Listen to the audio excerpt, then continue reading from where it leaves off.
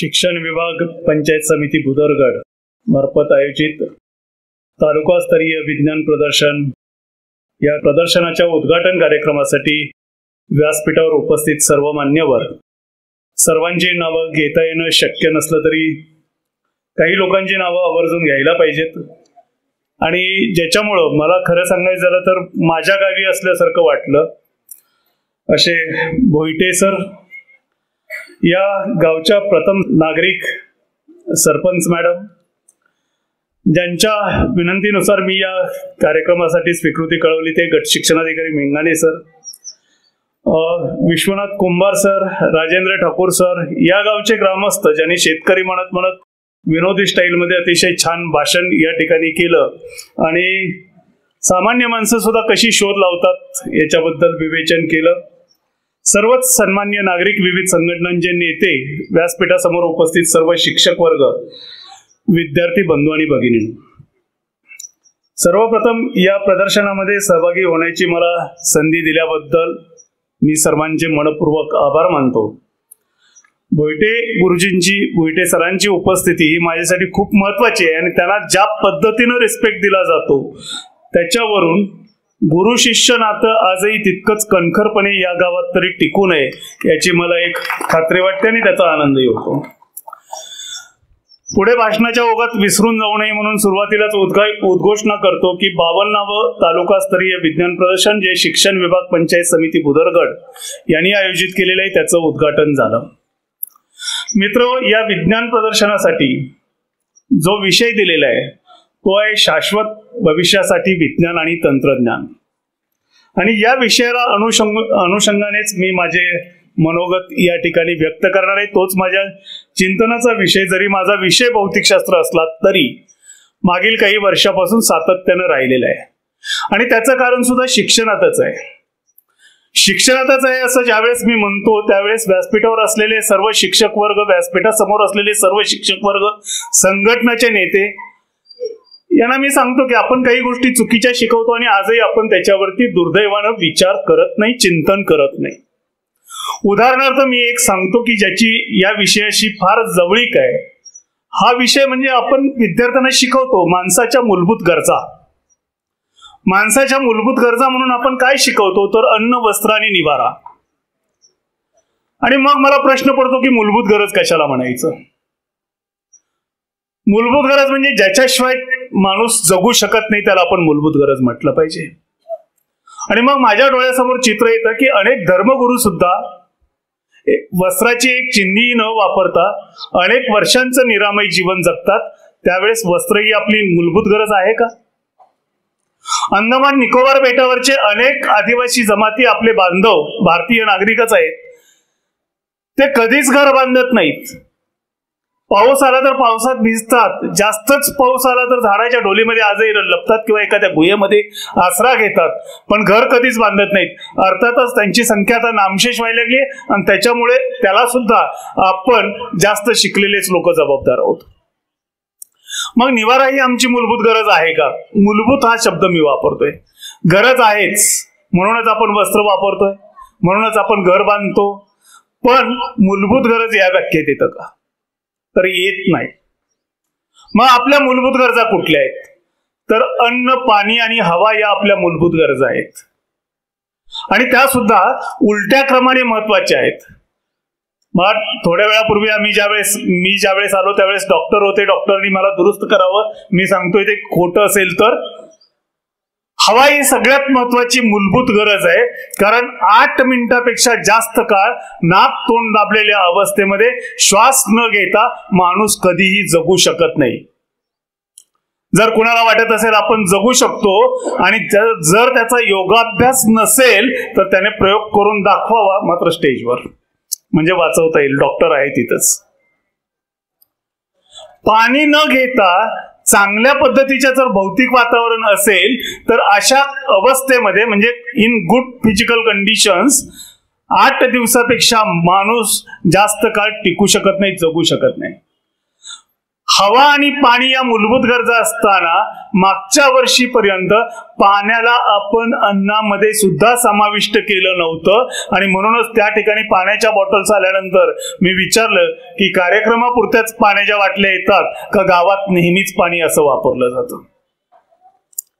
दुर्दैवानं आपण विकासाच्या नावाखाली जे काही पुढे चाललेलो आहोत त्याच्यामध्ये आपला भवताल पूर्ण बिघडून टाकलेला आहे आणि इतका बिघडून टाकलेला आहे की 2050 सालापर्यंत 18 ते 20% लोकसंख्या, थोड्या वेळापूर्वी गाणं सादर केलं की पृथ्वीला वसुंधरेला या लोकसंख्येचा भार सहन होत नाहीये, तर 18 ते 20% लोकसंख्या ही नैसर्गिक आपत्तीमध्ये मरण पावणार आहे. हे भीषण चित्र आहे आणि हे चित्र दिसत असताना आता कुठे आपण शाश्वत भविष्यासाठी विज्ञान व तंत्रज्ञान या विषयावरती चिंतन करतोय. या विषयावर खूप वेगाने विचार करण्याची गरज आहे. या भागातल्या काही घटना तुम्हालाही आठवत असतील, मलाही आठवतात त्या बातम्या आलेल्या. रानगवा हा प्राणी या परिसरात सतत दिसतो. आता तो गावाच्या जवळ यायला लागलेला आहे. हत्तीनं सुद्धा या गावातून फेरफटका मारलेला आहे काही दिवसापूर्वी आणि हे प्राणी जे आहेत ते शेतकऱ्यांच्या पिकांचं नुकसान करतायत. त्याचप्रमाणे स्वर्गीय नर्तक हा पक्षी दुर्मिळ झालेला आहे. पूर्वी गिधाडं दिसायची, ती गिधाडं आता दिसेनाशी झालेली आहेत. ह्या सगळ्या गोष्टींच्या पाठीमागे काय आहे तर विज्ञान आणि तंत्रज्ञान आहे. विज्ञान प्रदर्शनाच्या व्यासपीठावर मी हे बोलतोय कारण आपल्याला असं विज्ञान आणि तंत्रज्ञान शोधायचंय जे शाश्वत विकास करू शकेल, सर्वांना बरोबर घेऊन जाऊ शकेल, सर्वांसाठी ते उपयुक्त असेल असं विज्ञान आणि तंत्रज्ञान निर्माण करायचंय. आणि असा विकास का घडला याचा विचार ज्यावेळेस मी करायला लागतो त्यावेळेस माझ्या लक्षात असं येतं की जगाच्या टोकावरती दोन भिन्न प्रकारच्या संस्कृती विकसित झाल्या. एक जगाचा पूर्व भाग आणि जगाचा पश्चिम भाग. पूर्व भागाला निसर्गस्नेही जीवनशैली इथं विकसित झाली. आपल्याकडे शस्त्रक्रिया करता येईल इथपर्यंत आयुर्वेदामध्ये प्रगती आपण केलेली होती. त्याच वेळेस पाश्चात्य राष्ट्रामध्ये कसं ओरबडून घेता येईल अशा प्रकारची संस्कृती विकसित झाली. तिथे औद्योगिक क्रांतीला सुरुवात झाली. जास्तीत जास्त उत्पादन करा, जास्तीत जास्त विका, त्याच्यातून जास्तीत जास्त पैसे कमवा आणि हळूहळू त्यांनी जगावरती सत्ता निर्माण केली. भारत सुद्धा इंग्रजांचा जवळपास 150 वर्ष गुलाम होता. त्या काळामध्ये इथली पीक व्यवस्था नष्ट केली, इथली जंगल पद्धती नष्ट केली, इथल्या राहण्याच्या सवयी बदलल्या. प्रत्येक गोष्टीमध्ये जे बदल आले त्या बदलाच्या बरोबर आपल्या डोक्यामध्ये एक स्वार्थ शिरला आणि हा स्वार्थ किती शिरलाय थोडंसं विषयांतर करून मी एक थोडक्यात गोष्ट सांगणार आहे. ती गोष्ट अशी आहे की एक गाव होतं, त्या गावामध्ये एक छान मंदिर होतं. मंदिरामध्ये कीर्तन नियमित आयोजित केलं जायचं. एक दिवस खूप मोठे महाराज तिथं आले, त्यांनी कीर्तन संध्याकाळी ठेवलं. महाराज खूप प्रसिद्ध असल्यामुळं गावोगावची लोक त्या कीर्तनासाठी आले. शेजारच्याच गावचे 3 तरुण पण आलेले होते. कीर्तन सुरू झालं. कीर्तनामध्ये महाराजांनी सांगितलं जे काही आपल्याला मिळतं ते सगळे वरच्याची कृपा आहे, म्हणजे देवाची कृपा आहे. देवाच्या कृपेनं आपल्याला मिळतं, म्हणून जे काही मिळालेलं आहे त्यातला एक वाटा आपण देवासाठी म्हणजेच समाजासाठी काढून ठेवला पाहिजे. कीर्तन संपतं. त्याच्यातला हा महत्वाचा विचार या तिघांच्या डोक्यात बसलेला असतो. ते परत जायला लागतात. परत जाताना रस्त्यामध्ये एका ठिकाणी ठेच काढतात. ठेच काढल्यानंतर बघतात तर खाली एक पिशवी पडलेली. पिशवी काढून बघतात तर त्याच्यामध्ये सोन्याच्या मोहरा होत्या. त्या काळातल्या मोहरा प्युअर सोन्याच्या होत्या. अंधारात सुद्धा त्या चमकत होत्या. आता तिघं विचार करायला लागले, आपण तिघं मिळून आलो म्हणून ही पिशवी सापडली, म्हणजे तिघाचा त्याच्यावर समान अधिकार आहे. त्या काळातल्या विचारसरणीनुसार त्यांनी मान्य पण केलं. पण पुढे गेल्यानंतर दुसरा एक जण म्हणला, अरे पण महाराजांनी सांगितलं त्याच्यातला एक वाटा आपण समाजासाठी खर्च केला पाहिजे, म्हणजे देवासाठीच खर्च केला पाहिजे. मग देवाचा वाटा काढायचा कसा? घरी गेल्या गेल्या अंगणातूनच ज्याच्या हातात पिशवी होती त्याने बायकोला हाक मारली, अगं बाहेर ये ग. बायको बाहेर आली. म्हणली काय हो, जरा एक बांगडी काढून दे. बाकीचे म्हणले अरे बांगडी कशाला? बायकोनं पण विचारलं, अहो बांगडी तुम्हाला कशाला पाहिजे? दे म्हणलं की द्यायचं. दिली काढून. बांगडी मध्ये ठेवली. त्याने सांगितलं आता आपण 3 जण कडेला बसू, सोन्याच्या मोहरा प्रत्येकाच्या गोंधळीत घेऊ, आपण त्या वर उधळू, जेवढ्या बांगडीच्या आतमध्ये पडतील तेवढ्या आपण दान करून टाकू, बाहेर पडलेल्या आपण 3 वाटून घेऊ. दुसरं जनरेशन असंच घडलं. पिशवी घेऊन ते घरापर्यंत आले, वेशीपर्यंत आले. वेशीवरच त्यांनी कोतवालाला हाक मारली, अरे जरा गावाच्या भोवती रिंगण मार. बाकीच्याने विचारलं कशाला? अरे त्या मोहरा देवाच्या वाटा काढून द्यायचाय. मग अंगणात गेले. अंगणात गेल्यावर म्हणले घ्या मोहरा. मोहरा घेऊन काय करायचं? म्हणले वर उधळायच्या.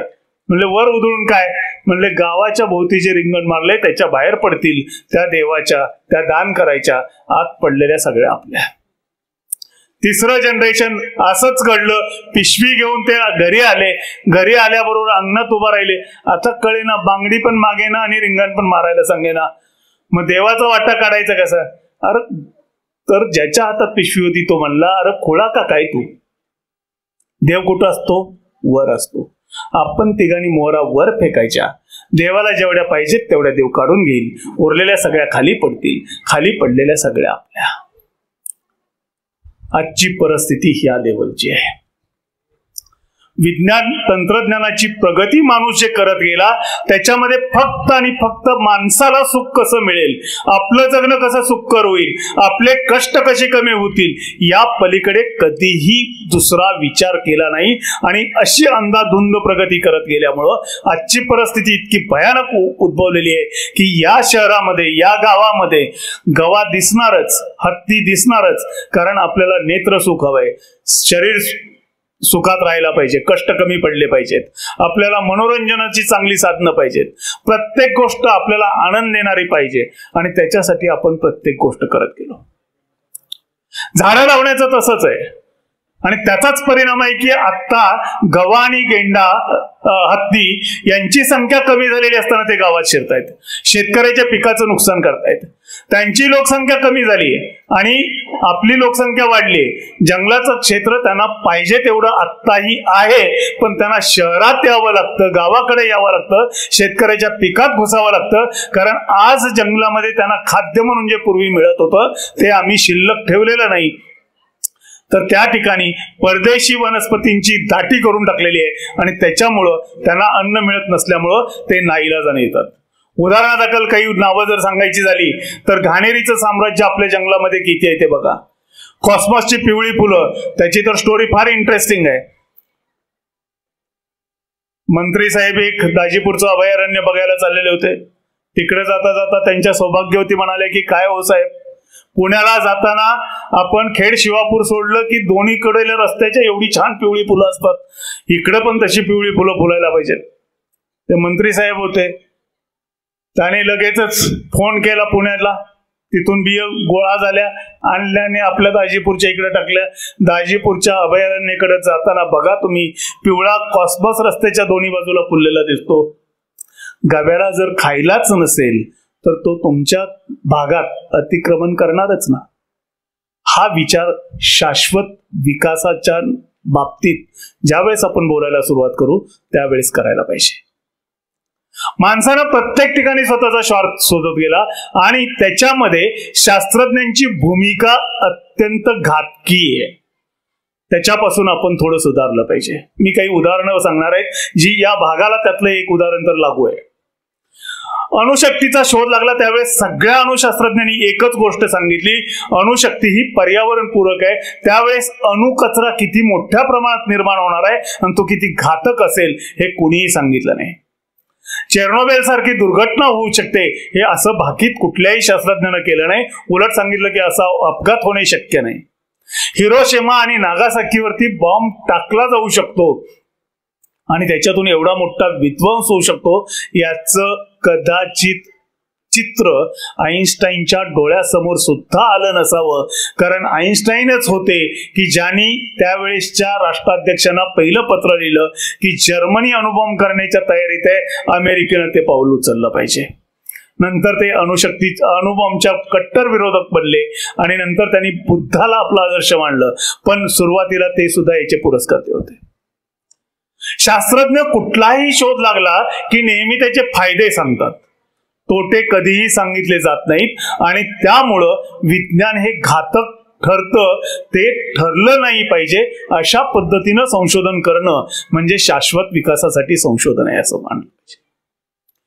दुसरं उदाहरण जे या भागाला लागू आहे ते असं की 60-70च्या दशकांमध्ये आपल्याला अन्नधान्याची टंचाई फार मोठ्या प्रमाणात जाणवत होती. 72च्या दुष्काळामध्ये तर आपण अमेरिकेतून अन्न आयात केलं, इतर राष्ट्रातून अन्न मागवलं, ज्याच्याबरोबर इतर अनेक गोष्टी आल्या आणि त्या गोष्टी आज आपण विना तक्रार त्यावेळेस स्वीकारलेल्या असल्यामुळं त्याची वाईट फळं आपल्याला दिसत आहेत. 25-30 वर्षाच्या वयाच्या लोकांना सगळं आठवत असेल, एक 10-12 वर्षापूर्वीपर्यंत सहज रस्त्याच्या कडेने आपण चाललो तर कुठल्या तरी झुडपाला मधाचं पोळं बसलेलं दिसत होतं. आता त्या पोळ्यांचं प्रमाण दिसायचं किती कमी झालंय. प्रदूषण हे एक कारण आहेच, कीटकनाशक तणनाशक हे कारण आहेच. त्याचबरोबर 72च्या दुष्काळामध्ये 82 प्रजाती भारतात लावाव्यात, जेणेकरून इथं दुष्काळाची परिस्थिती वारंवार उद्भवू नये याच्यासाठी जंगलांची निर्मिती होईल. म्हणून आपल्याला सांगितलेल्या गोष्टी आपण स्वीकारल्या, लावली ती झाडं, आणि आज त्या झाडांचे दुष्परिणाम आपण भोगतोय.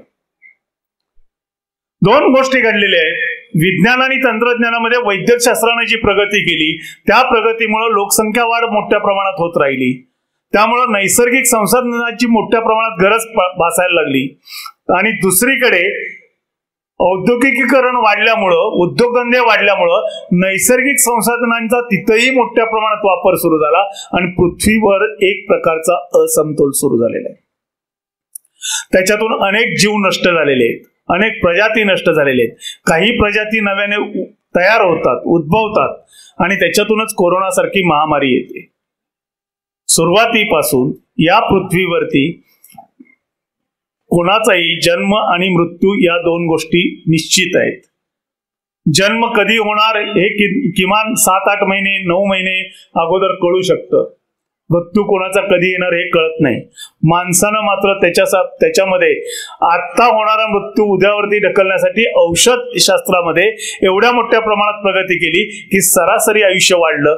नैसर्गिक संसाधनांचा वरती वाढलेला भार आणि नैसर्गिक संसाधनांची होणारी उपलब्धता याचं प्रमाण व्यस्त होत गेलं आणि ते प्रमाण इक्वल ठेवण्यासाठी, समान ठेवण्यासाठी, समतोल साधण्यासाठी विज्ञान आणि तंत्रज्ञान याच्यामध्ये कार्य करण्याची, शोध लावण्याची आजच्या घटकेला फार मोठी गरज आहे.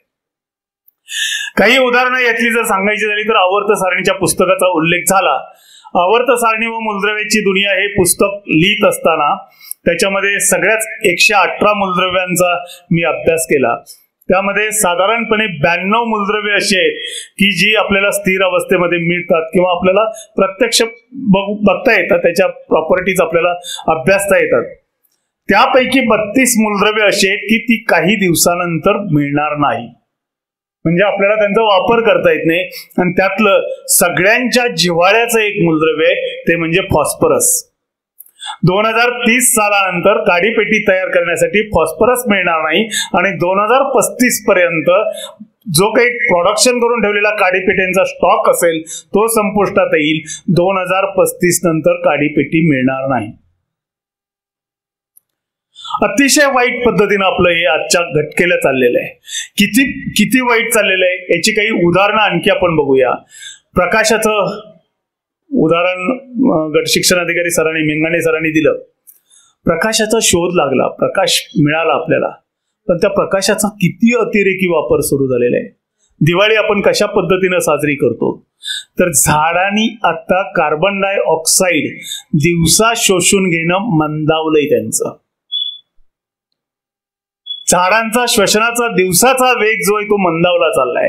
का तर त्यांच्यावरती आपण रात्री पण प्रकाशाचा इतका मारा करतोय की त्यांना त्यांचं जगणं असह्य व्हायला लागलंय. प्रत्येकाला विश्रांतीची गरज आहे.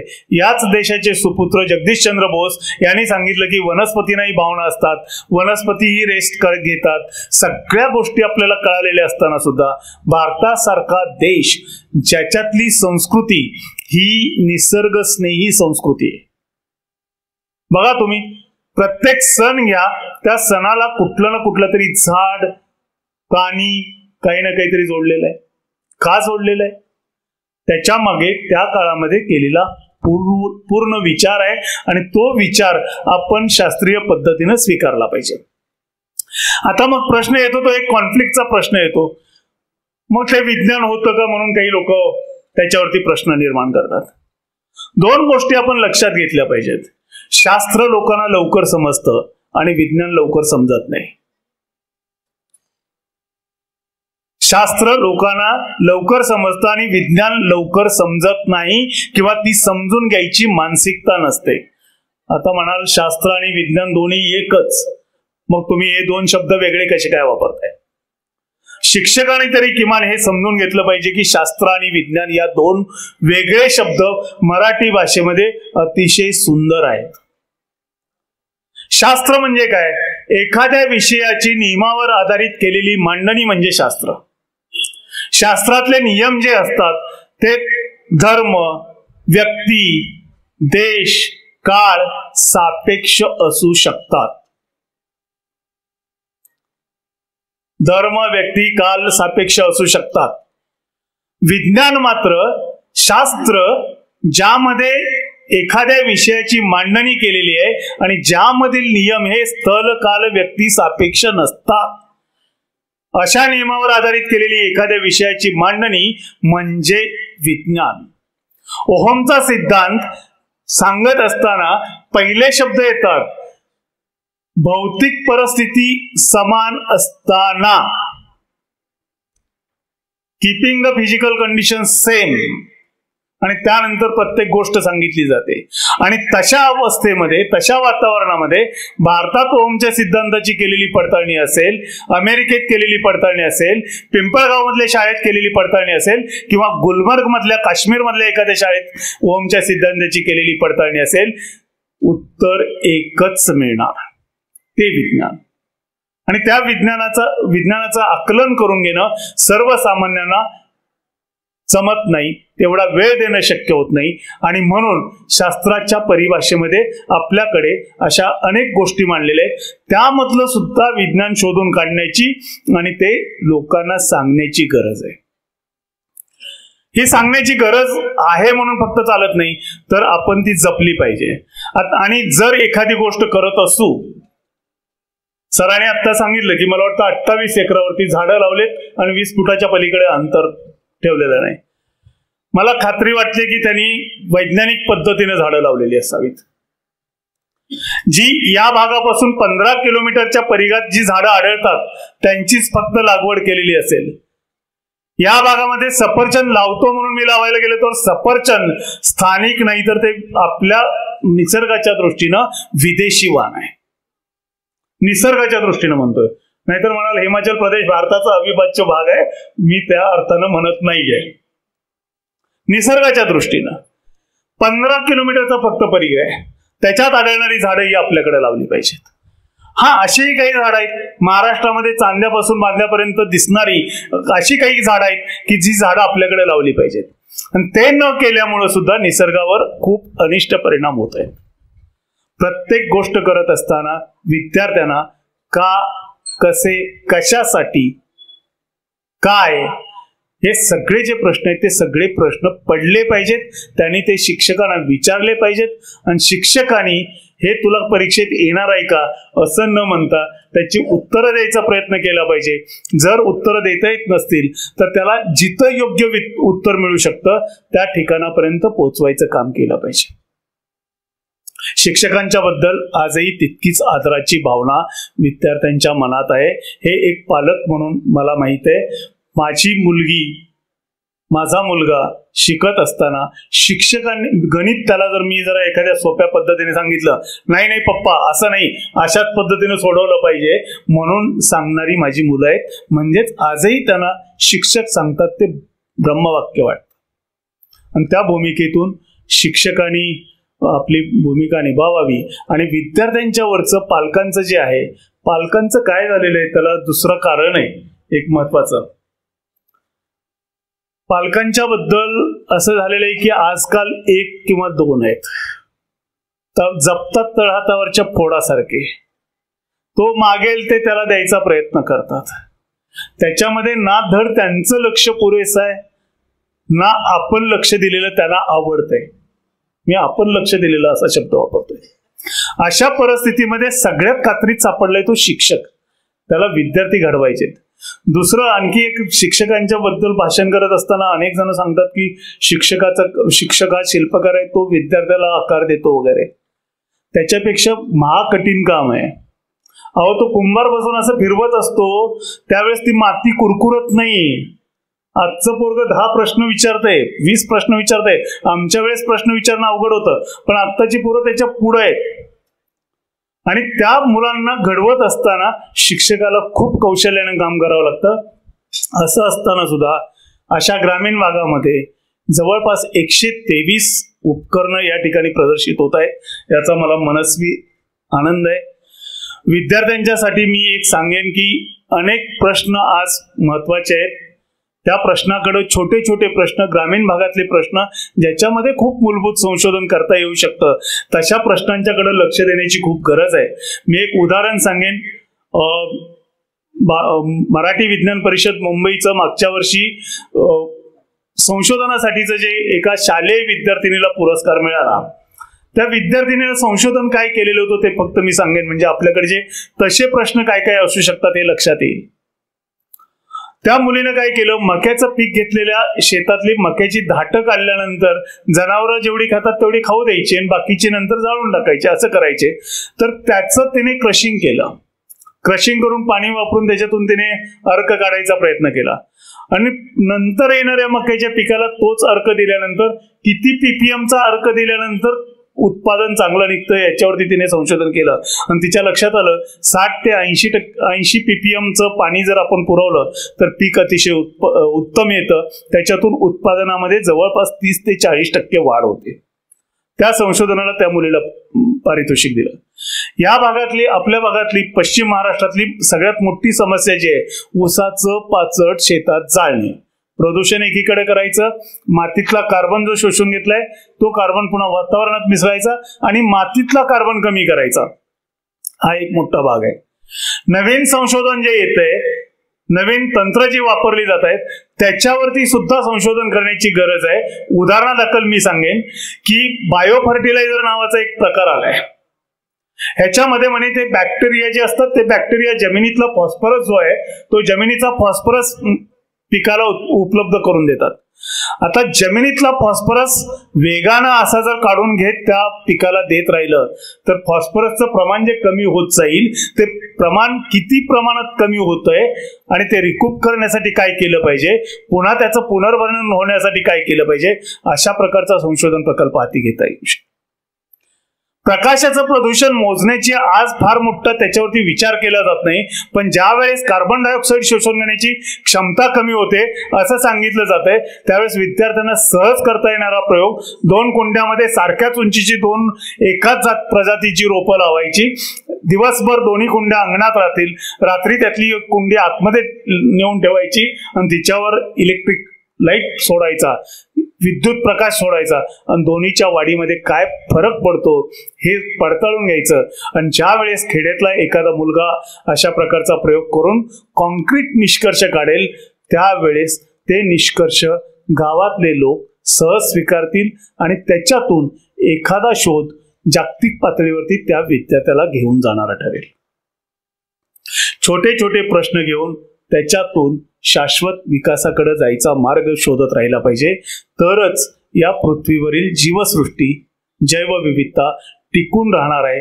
अन्यथा 2060-70 पर्यंत काय होणार आहे हे माहित नाही. कदाचित पुनर्निर्माण, मग ते पुन्हा आपल्याला सांगितलेलं जगबुडी होते, मग नंतर परत सगळ्या जीवसृष्टीची नव्यानं सुरुवात होते, वगैरे वगैरे गोष्टीही घडू शकतील. कोणी ते बघायला थांबणार नाहीये, कारण घडणार जे आहे ते काही लगेचच सगळी जीवसृष्टी एका झटक्यात नष्ट होणार आहे असं नाहीये. आजपर्यंत पृथ्वीवरती अनेक वेळा उल्कापात झाले, मोठमोठ्या घटना घडल्या, त्याच्यामध्ये संपूर्ण जीवसृष्टी नष्ट झाली आणि पुन्हा नव्याने निर्माण झाली. अशा प्रकारचे धार्मिक ग्रंथातले संदर्भ सोडता वैज्ञानिक दृष्ट्या सिद्ध होईल अशा प्रकारचं काहीही नाहीये.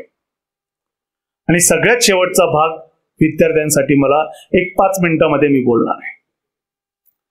वाचाल तर वाचाल सगळेजण सांगतात, पुस्तकं वाचली पाहिजेत हे पण सगळे सांगतात, माझ्यासारख्या लेखकानं तर सांगितलंच पाहिजे पुस्तकं वाचायला पाहिजेत म्हणून. पण वाचायचं म्हणजे नेमकं काय? वाचन संस्कृतीच आमच्याकडे विकसित झालेली नाहीये पुरेशी. अशा परिस्थितीमध्ये वैज्ञानिक असेल किंवा सामाजिक असेल, ऐतिहासिक असेल, एखादं साहित्य वाचत असताना ते कसं वाचलं पाहिजे की ज्याच्यातून आपलं व्यक्तिमत्व घडेल, याच्याबद्दल मी एक थोडक्यात बोलणार आहे आणि नंतर मी आपली रजा घेणार आहे. वाचायचं, कुठलंही पुस्तक मिळेल ते वाचलं पाहिजे, हे माझं आग्रहाचं मत आहे. हे पुस्तक तू वाचू नको असं जर कोणी म्हणत असेल तर ते चूक आहे. त्याला कळू द्या त्यातलं चांगलं काय आणि वाईट काय आहे. सभागृहातल्या ज्येष्ठ मंडळीसारखंच मी पण पिंजरा बघितलेला आहे.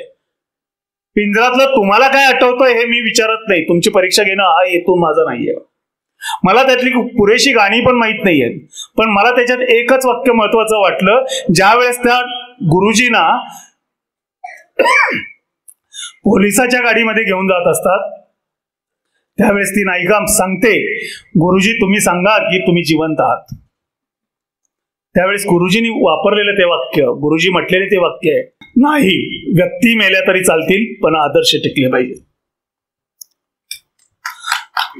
तर पुस्तकं ही वाचायची, कुठलंही असू देत. वाईट काय आहे, कसं असतं हे पण त्या मुलांना कळू द्या. आणि तुम्ही त्याला अडवलं, जितकं अडवाल उलट तितकं बेफाम होऊन ते तिकडे जाणार आहे. कारण टीन एज मध्ये आल्यानंतर मुलं बंडखोरच असतात. त्याला पडू द्या, त्याच्यामध्ये वाचू द्या. मात्र मुलांनी काय केलं पाहिजे तर तो पुढचा भाग आहे. जसं मी सांगितलं की अख्खा 3 तासाचा चित्रपट बघितल्यानंतर माझ्या डोक्यामध्ये एक वाक्य राहिलं, तसंच पुस्तक वाचताना सुद्धा काही महत्वाचा भाग असतो, काही महत्वाची वाक्य असतात. ती वाक्य आपण शोधली पाहिजेत. म्हणजे आपण वाचलं पाहिजे पहिली गोष्ट, तर त्यानंतर आपण वेचलं पाहिजे. आणि काय वेचायचं तर सुंदर वाक्य.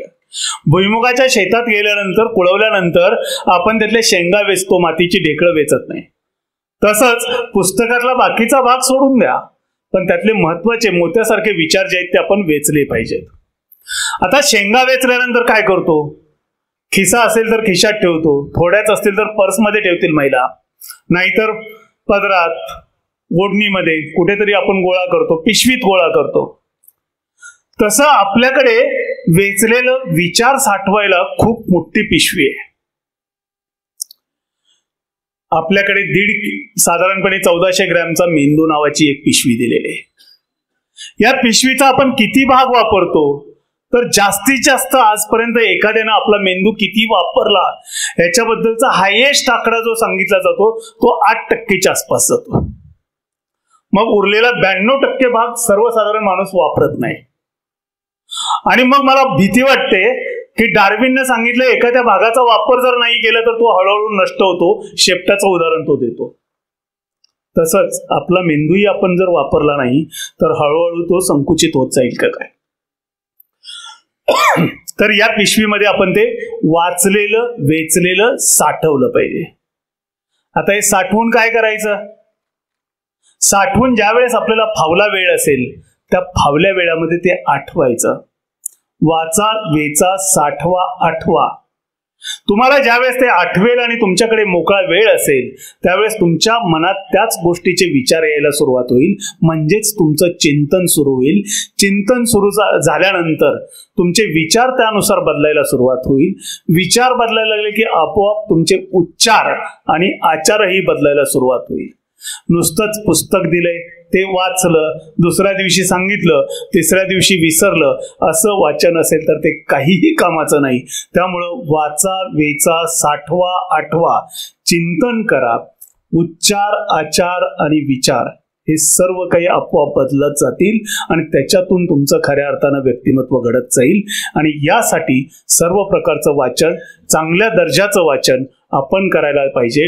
आपण जर आज शिवाजी महाराजांचा इतिहास एखाद्या इतिहासाच्या शिक्षकाने आजपर्यंत शिकवून सुद्धा जर त्याच्या डोळ्यासमोर शिवाजी महाराजांच्या मनात मथुरेत शंभूराजेला सोडून येताना आपल्या प्रिय पत्नीची आठवण, स्वराज्याचा वारसदार, अनोळखी प्रदेशामध्ये सोडून येताना काय विचार आलेले असतील, महाराजांच्या चेहऱ्यावर काय भाव आलेले असतील हे जर दिसत नसेल तर आपण या सूत्रामध्ये वाचन संस्कृतीमध्ये आपण कच्चा लिंबू आहोत असं मानलं पाहिजे आणि आपण पक्का लिंबू होण्यासाठी प्रयत्न केला पाहिजे अशी एक माझी विद्यार्थ्यांना खास करून ही विनंती आहे. त्यांनी त्यानुसार स्वतःमध्ये बदल करावा. पुढचं आयुष्य जे आहे ते आयुष्य विज्ञानामध्ये घालवायचं असेल तर सगळ्यांचा विचार करून संशोधनाकडे लक्ष द्यावं. मूलभूत प्रश्नाकडे, मातृभूमीतल्या प्रश्नाकडे, आपल्या मायभूमीतल्या प्रश्नाकडे जास्तीत जास्त लक्ष केंद्रित करावं. त्याच्यामध्ये सुद्धा खूप संधी आहेत आणि इथून पुढच्या काळामध्ये अशाच शोधांना जास्त महत्व येणार आहे हे लक्षात घेऊन त्या प्रश्नाला शोधायला सुरुवात केली पाहिजे. तसे या भागातील विद्यार्थी प्रयत्न करतील. अर्थातच शाळा इतकी चांगली आहे की इथं पुस्तकावर प्रेम करणारे संस्थाचालक भेटतात अशी आठवण मी माझ्या मनामध्ये ठेवेन. संस्थाचालक खूप बघितले पण इथले संस्थाचालक एखाद्या कार्यक्रमाची तयारी करताना दिसतात. संस्थाध्यक्ष म्हणून, संस्थाचालक म्हणून फक्त मिरवत नाहीत तर इथं काहीतरी चिटकवायचा प्रयत्न करतात, मंडप सजवायचं काम करतात. असे संस्थाचालक मिळणं, असे ग्रामस्थ मिळणं, कारण तिथं देणगीदारांचा बोर्डही मी येता येता बघितला. तर हे या गावचं, या विद्यार्थ्यांचं नशीब आहे की अशा गावामध्ये तुम्ही जन्माला आलात. या शाळेला भेट देणाऱ्या विद्यार्थ्यांचं नशीब आहे की अशा शाळेला त्यांना भेट देता येते. इथं या प्रदर्शनाचं आयोजन केल्याबद्दल मी संयोजकांचे मनपूर्वक आभार मानतो आणि या प्रदर्शनामध्ये सहभागी झालेल्या विद्यार्थ्यांच्या मधून कोणीतरी मेरीडेल चिल्टन घडेल. मी मुद्दाम मेरीडेल चिल्टनचं चरित्र सांगणार नाही कारण तुमच्या हातामध्ये आता अँड्रॉइड फोन पप्पाचा, मम्मीचा कधीतरी मिळतो. कोरोना काळात तर तो तुमच्या हातातच असायचा. त्याच्यावरती तुम्ही जरूर सर्च करावं. तुमच्यातून कोणीतरी मेरीडेल चिल्टन घडेल, तुमच्यातून एखादी जानकी अंबल घडेल. मेंगाने सरांनी सगळी महिलांची नावं घेतली, मी आणखी काही नावं घेतो. जे या भागातलं प्रमुख पीक आहे ऊस, त्या ऊसावर संशोधन करणारी आणि भारतामध्ये किती प्रकारच्या वनस्पती आहेत याचा भारत स्वतंत्र झाल्यानंतर पहिली डिरेक्टरी तयार करणारी महिला म्हणजे जानकी अंबल. अशी व्यक्तिमत्व घडतील. मुलांच्या मधून एखादा होमी जहांगीर बाबा, एखादा CV रमन तयार होतील अशा प्रकारची एक अपेक्षा व्यक्त करतो. तसा तो तयार व्हावा. त्याच्या सत्काराचा कार्यक्रम याच शाळेनं संस्थाध्यक्षाने आयोजित करावा. त्यावेळेस माझी मान सुद्धा अशी हालत असेल कारण सरांच्या, भोईटे सरांच्या सारखी फिटनेस ठेवायचा प्रयत्न आहे. बघू किती साध्य होतं ते. आणि तशा अवस्थेमध्ये आम्हाला पुढच्या खुर्च्यामध्ये बसून तुमच्या सत्कारासाठी टाळ्या वाजवण्याची संधी मिळावी अशी एक अपेक्षा व्यक्त करतो. तुम्हाला सर्वांना शुभेच्छा देतो. संयोजकांचे मनपूर्वक आभार मानतो आणि थांबतो. जय हिंद, जय महाराष्ट्र.